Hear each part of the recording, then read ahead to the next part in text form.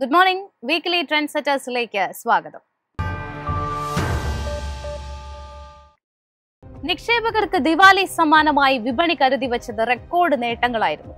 വിദേശ നിക്ഷേപകരുടെ തിരിച്ചുവരവും fed rate cut പ്രതീക്ഷയും ക്രൂഡ് വിലയിലെ കുറവുമെല്ലാം ബുൾ റണ്ണിന് കരുത്തു പകർന്നു. തുടർച്ചയായ 3 ദിവസത്തെ നേട്ടത്തിന് പിന്നാലെ ഒരു വർഷത്തെ ഉയർന്ന നിലയിലേക്കാണ് പോയ വാരം നിഫ്റ്റി 50 സൂചിക കുതിച്ചത്. ബാങ്ക് നിഫ്റ്റി ആകട്ടെ സർവകാല ഉയരവും കടന്നു മുന്നേറിയപ്പോൾ സെൻസെക്സ് 52 ആഴ്ചയിലെ ഉയർന്ന നിലയും മറികടന്നു.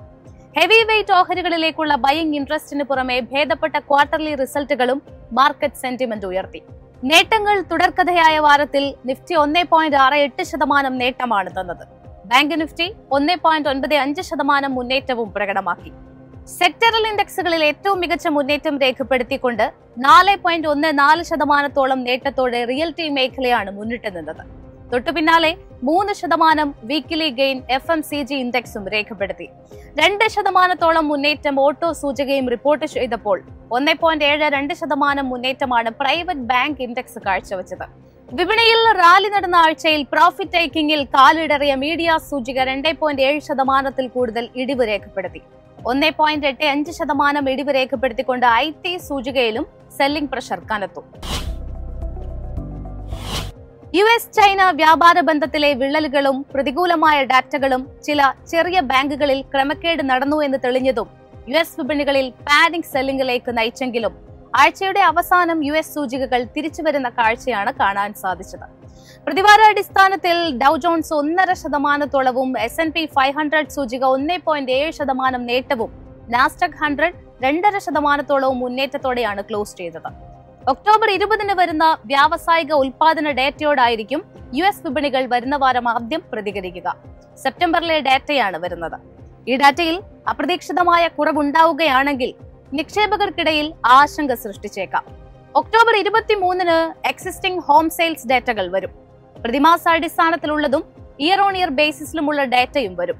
ഇതോടെ റിയൽ എസ്റ്റേറ്റ് മേഖലയുടെ പെർഫോമൻസ് എങ്ങനെയായിരുന്നു എന്ന് നിക്ഷേപകർക്ക് വ്യക്തമാകും. അന്ന് തന്നെ ഇനീഷ്യൽ ജോബ്ലെസ് ക്ലെയിംസ് ഡാറ്റകളും പബ്ലിഷ് ചെയ്യുന്നുണ്ട്. നേരിയ വർധനവാണ് ഈ ഡാറ്റകളിൽ പ്രതീക്ഷിക്കുന്നത്. ഒക്ടോബർ 24 അമേരിക്കയുടെ CPI, കോർ CPI കണക്കുകളും വിപണിക്ക് നിർണായകമാകും. കൂടാതെ അന്ന് വരുന്ന ന്യൂ ഹോം സെയിൽസ് ഡേറ്റകളോടുകൂടി റിയൽ എസ്റ്റേറ്റ് മേഖലയുടെ ചിത്രം കൂടുതൽ വ്യക്തമാകും. അന്നേ ദിവസം തന്നെ S&P ഗ്ലോബൽ പബ്ലിഷ് ചെയ്യുന്ന നിർമ്മാണ, സർവീസ്, കോമ്പസൈറ്റ് PMI കണക്കുകളും നിക്ഷേപ ശ്രദ്ധ ആകർഷിച്ചേക്കാം. യൂറോപ്യൻ വിപണികളിലേക്ക് വരുമ്പോൾ പ്രതികൂലമായ ഡാറ്റകളെ തുടർന്ന് യൂറോപ്യൻ വിപണികളിൽ വിൽപ്പനാ സമ്മർദ്ദം നേരിട്ടിരുന്നു. പ്രതിവാരാടിസ്ഥാനത്തിൽ ഡാക്സ് 1.69% നഷ്ടം രേഖപ്പെടുത്തിയപ്പോൾ ഫൂഡ്സെ 100 0.77% നഷ്ടവും റിപ്പോർട്ട് ചെയ്തു. അതേസമയം ഫ്രാൻസ് വിപണികളിൽ ബുൾസിന്റെ ശക്തമായ ആധിപത്യമാണ് കണ്ടത്. നേട്ടം 3.24%. അടുത്ത ആഴ്ചയിലേക്ക് വരുമ്പോൾ ഒക്ടോബർ 20 വരുന്ന ജർമ്മനിയുടെ PPI കണക്കുകളോടായിരിക്കും ആദ്യം വിപണികൾ പ്രതികരിക്കുക. പ്രൊഡ്യൂസേഴ്സിന്റെ ഭാഗത്തു നിന്നുള്ള പണപ്പെരുപ്പത്തെ വിലയിരുത്താൻ ഈ ഡാറ്റകൾ നിക്ഷേപകരെ സഹായിക്കും. തുടർന്ന് 22 ബ്രിട്ടന്റെ CPI, PPI കണക്കുകളും പബ്ലിഷ് ചെയ്യും. October 24 Germany, France, Britain, eurozone എന്നിവയുടെ നിർമ്മാണ, സർവീസ് PMI കണക്കുകളും ബ്രിട്ടൻ, യൂറോസോൺ എന്നിവയുടെ കോമ്പസൈറ്റ് PMI കണക്കുകളും പബ്ലിഷ് ചെയ്യും. ഇതോടെ പ്രധാന യൂറോപ്യൻ ഇക്കണോമികളുടെ പ്രകടനത്തെ വിലയിരുത്താൻ നിക്ഷേപകർക്ക് സാധിക്കും. ഒപ്പം അന്നേ ദിവസം തന്നെ വരുന്ന ബ്രിട്ടന്റെ റീറ്റെയിൽ, കോർ റീറ്റെയിൽ സെയിൽസ് ഡേറ്റകളും നിക്ഷേപക ശ്രദ്ധ ആകർഷിക്കും. US ചൈന പ്രതിസന്ധികൾ പോയ വാരം ഏഷ്യൻ നിക്ഷേപകർക്കിടയിൽ ചില ആശങ്കകൾ സൃഷ്ടിച്ചിരുന്നു. ഒക്ടോബർ 19 പ്രസിദ്ധീകരിച്ച ചൈനയുടെ GDP, വ്യാവസായിക ഉൽപാദന ഡാറ്റ, തൊഴിലില്ലായ്മ നിരക്ക്, പീപ്പിൾസ് ബാങ്ക് ഓഫ് ചൈനയുടെ ലോൺ പ്രൈം നിരക്കുകൾ എന്നിവയോടായിരിക്കും ചൈനീസ് വിപണികൾ ആദ്യം പ്രതികരിക്കുക. തുടർന്ന് ഒക്ടോബർ 23 ജപ്പാന്റെ CPI, കോർ CPI കണക്കുകൾ പബ്ലിഷ് ചെയ്യും. സർവീസ് PMI കണക്കുകളും അന്ന് തന്നെയാണ് പ്രസിദ്ധീകരിക്കുന്നത്. കമോഡിറ്റി മാർക്കറ്റിൽ പോയ വാരം ഇടിവാണ് കാണാൻ കഴിഞ്ഞത്. ബ്രെന്റ് ക്രൂഡ് വാരാന്ത്യത്തിൽ 1.24% ഇടിവിൽ ബാരലിന് $61.1 വ്യാപാരം അവസാനിപ്പിച്ചത്. സമാനമായി കൊണ്ട് WTI ക്രൂഡ് പ്രതിവാരാടിസ്ഥാനത്തിൽ 1.2% ഇടിവിൽ ബാരലിന് $57 എന്ന നിലയിലാണ് വ്യാപാരം അവസാനിപ്പിച്ചത്. അമേരിക്കൻ പ്രസിഡന്റ് ഡൊണാൾഡ് ട്രംപ് പ്രഖ്യാപിച്ച റെസിപ്രോക്കൽ താരിഫുകൾ ആഗോള സാമ്പത്തിക മാന്ദ്യത്തെക്കുറിച്ചുള്ള ആശങ്കകൾക്ക് ആക്കം കൂട്ടിയതോടെ എണ്ണവില ഇടിയുന്ന കാഴ്ചയാണ് പോയ വാരവും കണ്ടുകൊണ്ടിരിക്കുന്നത്. ബുഡാപെസ്റ്റിൽ ഡൊണാൾഡ് ട്രംപും വ്ളാഡിമിർ പുടിനും തമ്മിലുള്ള കൂടിക്കാഴ്ച ഉക്രൈനിലെ യുദ്ധം അവസാനിപ്പിക്കുമെന്ന പ്രതീക്ഷ ഉയർത്തുന്നുണ്ട്. എങ്കിലും US ക്രൂഡ് ഓയിൽ ഇൻവെന്ററികളിലെ കുത്തനെയുള്ള വർധനയും ഫെഡറൽ റിസർവ് നിരക്ക് കുറയ്ക്കുമെന്ന പ്രതീക്ഷയും കൂടുതൽ നേട്ടങ്ങളെ ലിമിറ്റ് ചെയ്തേക്കാം. ഫിബനാച്ചി റീട്രേസ്മെന്റ് ലെവലുകൾ അനുസരിച്ച് WTI ക്രൂഡിന്റെ ആദ്യ സപ്പോർട്ട് $58.21 തുടർന്ന് $59.19 $57.1 സപ്പോർട്ട് പരിഗണിക്കാവുന്നതാണ്. മറുവശത്ത് $61.81 ആദ്യ റെസിസ്റ്റൻസ് പ്രതീക്ഷിക്കാം. ഈ ഒരു ലെവൽ മറികടക്കാൻ സാധിച്ചാൽ $62.91 തുടർന്ന് $64.71 ലെവലുകളും റെസിസ്റ്റൻസായി ആക്ട് ചെയ്യപ്പെടും. തുടർച്ചയായ നേട്ടങ്ങൾക്ക് പിന്നാലെ സ്വർണ്ണവില പ്രതിവാരാടിസ്ഥാനത്തിൽ 5.8% മുന്നേറ്റത്തോടെയാണ് വ്യാപാരം അവസാനിപ്പിച്ചത്. ട്രോയ് ഔൺസിന് $4250.9 എന്ന നിലയിലാണ് സ്വർണം വ്യാപാരം അവസാനിപ്പിച്ചത്. സ്വർണത്തിന്റെ മാർക്കറ്റ് ക്യാപ്പ് $30 ട്രില്യൺ കവിഞ്ഞു. ഇത് ബുള്ളിയനിലേക്കുള്ള ആഗോള നിക്ഷേപത്തിന്റെ തോത് എടുത്തു കാണിക്കുകയാണ്. ടെക്നിക്കൽ സൈഡിൽ ഗോൾഡിന്റെ ആദ്യ സപ്പോർട്ട് ട്രോയ് ഔൺസിന് $4220.21 തുടർന്ന് $4154.25 $4371.52 ആദ്യ റെസിസ്റ്റൻസ് പ്രതീക്ഷിക്കാം. ഈ ലെവലും മറികടന്ന് കുതിച്ചാൽ $4416.87 റെസിസ്റ്റൻസായി ആക്ട് ചെയ്യും. ഇന്ത്യൻ രൂപ പ്രതിവാരാടിസ്ഥാനത്തിൽ നേരിയ നേട്ടമാണ് പ്രകടമാക്കിയത്. വാരാന്ത്യത്തിൽ 0.88% മുന്നേറ്റത്തോടെ 88 രൂപ എന്ന ലെവലിലാണ് രൂപ വ്യാപാരം അവസാനിപ്പിച്ചിരിക്കുന്നത്. 88 രൂപ 92 പൈസയിലാണ് വരുമാഴ്ചയിൽ രൂപയുടെ ഇമ്മീഡിയറ്റ് സപ്പോർട്ട് ഉള്ളത്. തുടർന്ന് 89 രൂപ 09 പൈസ എന്ന ലെവലും സപ്പോർട്ടായി പരിഗണിക്കാം. മറുവശത്ത് 87 രൂപ 88 പൈസ എന്ന ലെവലിൽ റെസിസ്റ്റൻസ് പ്രതീക്ഷിക്കാം. 87 രൂപ 44 പൈസ എന്ന ലെവലും അടുത്ത റെസിസ്റ്റൻസ് മേഖലയായി പരിഗണിക്കാവുന്നതാണ്. പോയ വാരവും വിദേശ നിക്ഷേപ സ്ഥാപനങ്ങൾ അറ്റ വിൽപ്പനയാണ് നടത്തിയത്. FIIകൾ 373.72 കോടിയുടെ വിൽപ്പന നടത്തിയപ്പോൾ DIIകൾ 16,247 കോടി രൂപയുടെ ബൈയിങ്ങും ഇതേ കാലയളവിൽ നടത്തി. പോയ വാരം വിപണിക്ക് നിർണായകമായത് CPI WPI കണക്കുകളായിരുന്നു. CPI 1.54%, WPI 0.13% report ചെയ്തു. WPI മാനുഫാക്ചറിംഗ് ഇൻഫ്ലേഷൻ 2.33% റിപ്പോർട്ട് ചെയ്തത്. വരുന്ന വാരം ദീപാവലിയോടനുബന്ധിച്ച് ഒക്ടോബർ 21 ഉച്ചയ്ക്ക് 1:45 മുതൽ 2:45 വരെ പ്രത്യേക മുഹൂർത്ത് വ്യാപാരം നടക്കും. ഒക്ടോബർ 22 ദിവാലി ബലിപ്രതിപാദയോടനുബന്ധിച്ച് ആഭ്യന്തര വിപണിക്ക് അവധിയായിരിക്കും. ഒക്ടോബറിലെ S&P global services manufacturing and services PMI കണക്കുകൾ 24-ാം തീയതി പബ്ലിഷ് ചെയ്യും. പതിവ് പോലെ തന്നെ ഫോറക്സ് ഡേറ്റ ഒക്ടോബർ 24-ന് പബ്ലിഷ് ചെയ്യും. ഒക്ടോബർ 10-ന് അവസാനിച്ച ആഴ്ചയിൽ ഇന്ത്യയുടെ വിദേശ നാണ്യ കരുതൽ ശേഖരം $2.1 ബില്യൺ ഇടിഞ്ഞ് $697.78 ബില്യൺ കോർപ്പറേറ്റ് തലത്തിൽ പ്രധാനികളായ Tech Mahindra, Persistent System, Axis Bank, HDFC Life, Infosys, Wipro, Nestle India, Reliance Industries, JSW Steel എന്നിവയുടെ പാദഫലങ്ങളായിരുന്നു വിപണിയെ സ്വാധീനിച്ചത്. IT മേഖലയിലെ പ്രമുഖ കമ്പനിയായ ടെക് മഹീന്ദ്രയുടെ പാദഫലങ്ങൾ പുറത്തുവന്നപ്പോൾ ലാഭത്തിൽ 4.4% ഉയർച്ചയാണ് കണ്ടത്. വരുമാനത്തിലും 5.1% മുന്നേറ്റം ഇത്തവണ രേഖപ്പെടുത്തി. 15 രൂപയുടെ ഇടക്കാല ലാഭവിഹിതവും കമ്പനി പ്രഖ്യാപിച്ചിട്ടുണ്ട്. നിരാശപ്പെടുത്തുന്ന പ്രകടനമാണ് ഇത്തവണ ആക്സിസ് ബാങ്കിന്റെ ഭാഗത്തു നിന്നുണ്ടായത്. ലാഭത്തിൽ 26.4% ഇടിവ് റിപ്പോർട്ട് ചെയ്തു. ഇതോടെ ഓഹരികളിലും കനത്ത വിൽപ്പനാ സമ്മർദ്ദം പ്രകടമായി. ഇൻഷുറൻസ് സെക്ടറിൽ നിന്നുള്ള HDFC ലൈഫ് ഇൻഷുറൻസ് കമ്പനിക്ക് ലാഭം, net premium income, net commission എന്നിവ ഇത്തവണ കൂട്ടാൻ സാധിച്ചിട്ടുണ്ട്. രണ്ടാം പാദത്തിൽ പ്രതീക്ഷകൾക്കൊത്തുള്ള പ്രകടനമാണ് IT ഭീമനായ ഇൻഫോസിസ് കാഴ്ചവെച്ചത്.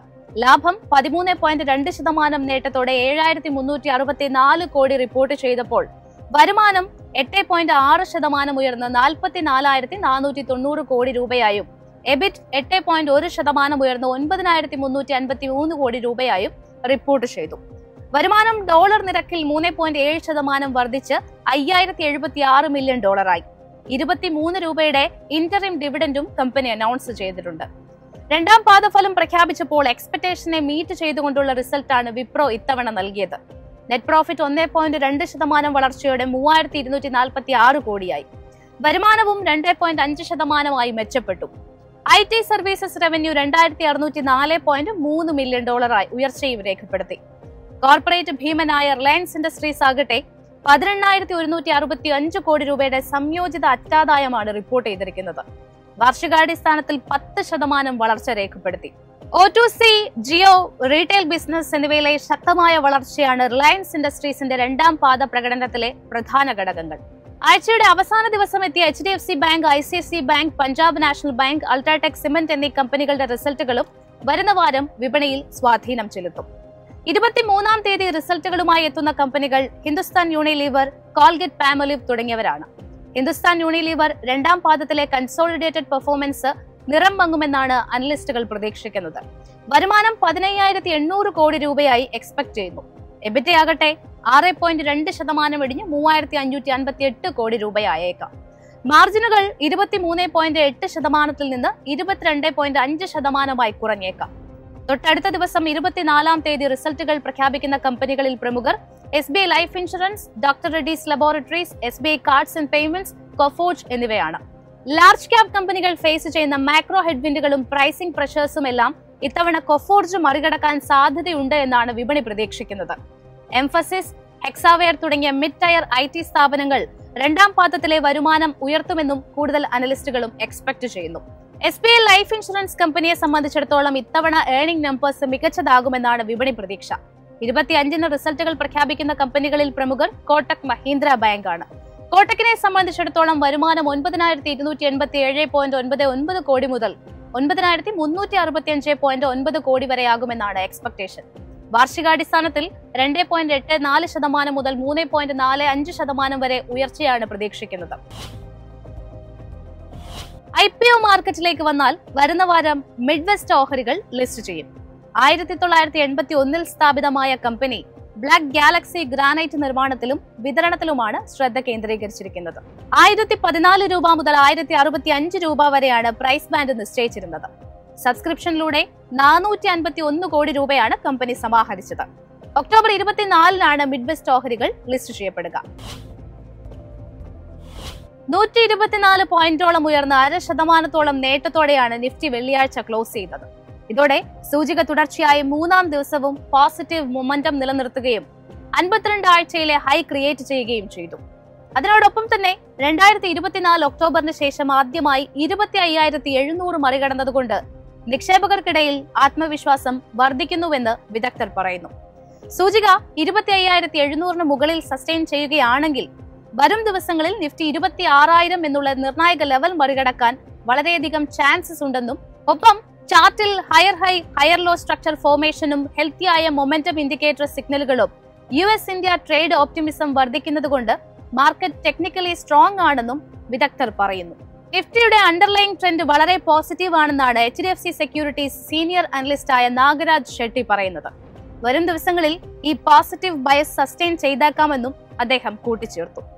റെസിസ്റ്റൻസ് ലെവലായ 25,750 മറികടന്നാൽ 26,000 മുതൽ 26,200 നെക്സ്റ്റ് റെസിസ്റ്റൻസ് ആയും, ഡൗൺസൈഡിൽ 25,450 മുതൽ 25,300 നിഫ്റ്റി 50 സൂചികയുടെ പ്രധാന സപ്പോർട്ടായി പരിഗണിക്കാമെന്നും അദ്ദേഹം പറഞ്ഞു വെക്കുന്നു. സൂചിക ഇപ്പോൾ ഒരു ബുള്ളിഷ് കണ്ടിന്യൂവേഷൻ ഫേസിലാണ് ഉള്ളതെന്നാണ് SBI സെക്യൂരിറ്റീസിലെ അനലിസ്റ്റുകൾ പറയുന്നത്. എല്ലാ മൂവിംഗ് ആവറേജുകളും എല്ലാ മൊമെന്റം ഇൻഡിക്കേറ്ററുകളും സൂചികയുടെ സ്ട്രെങ്ത് കൺഫേം ചെയ്യുന്നുണ്ടെന്നും അവർ സൂചിപ്പിച്ചു. ഇവിടെ നിഫ്റ്റി 50യെ സംബന്ധിച്ചിടത്തോളം 25,750 മുതൽ 25,800 റേഞ്ച് റെസിസ്റ്റൻസ് ആയും 25,400 മുതൽ 25,350 സപ്പോർട്ടായി പരിഗണിക്കാമെന്നും അവർ പറഞ്ഞു വെക്കുന്നു. ഏകദേശം 0.5% ഉയർന്ന് 300 പോയിന്റ് നേട്ടത്തോടെയാണ് നിഫ്റ്റി ബാങ്ക് ഇൻഡെക്സ് വെള്ളിയാഴ്ച വ്യാപാരം അവസാനിപ്പിച്ചത്. കൂടാതെ സൂചിക 57,830 എന്ന 52 ആഴ്ചയിലെ ഹൈ ടച്ച് ചെയ്യുകയും ചെയ്തു. നിഫ്റ്റി ബാങ്ക് ഇൻഡെക്സിൽ പെർസിസ്റ്റന്റ് ആയ ബൈയിങ് ഇൻട്രസ്റ്റ് ഉണ്ടെന്നും അതുകൊണ്ട് അപ്സൈഡ് മൊമെന്റം തുടരാൻ ഹൈ പ്രോബബിലിറ്റി ഉണ്ടെന്നുമാണ് SBI securities senior technical analyst Sudeep Shah പറയുന്നത്. 57,200 മുതൽ 57,100 ഇമ്മീഡിയറ്റ് സപ്പോർട്ടായും അപ്സൈഡിൽ 57,800 റെസിസ്റ്റൻസ് ആയി ആക്ട് ചെയ്തേക്കാമെന്നും അദ്ദേഹം സൂചിപ്പിച്ചു. സംവത് 2082 കടക്കുമ്പോൾ പോയ വാരം വിപണിയിലുണ്ടായ ബുൾറൺ തുടരുമെന്നാണ് നിക്ഷേപകരും പ്രതീക്ഷിക്കുന്നത്. റിലയൻസ് ഉൾപ്പെടെയുള്ള വമ്പന്മാരുടെ ഏർണിംഗ് നമ്പേഴ്സും മാർക്കറ്റിൽ ട്രിഗറിംഗ് പോയിന്റായി ആക്ട് ചെയ്യപ്പെട്ടേക്കാം. 3 ഫുൾ സെഷൻസും മുഹൂർത്ത് ട്രേഡിംഗും ഉൾപ്പെടുന്ന വാരത്തിൽ ഒരു ദിവാലി ധമാക്ക വിപണി നിക്ഷേപകർക്കായി കരുതി വെക്കുമോ എന്നതാണ് നിർണായകം. മാർക്കറ്റിന്റെ കൂടുതൽ അപ്ഡേറ്റ്സും എക്സ്പേർട്ട് ഒപ്പീനിയനും ഒക്കെയായിട്ട് തിങ്കളാഴ്ച രാവിലെ 8:30 മാർക്കറ്റ് പ്ലസിൽ കാണാം. നന്ദി, നമസ്കാരം.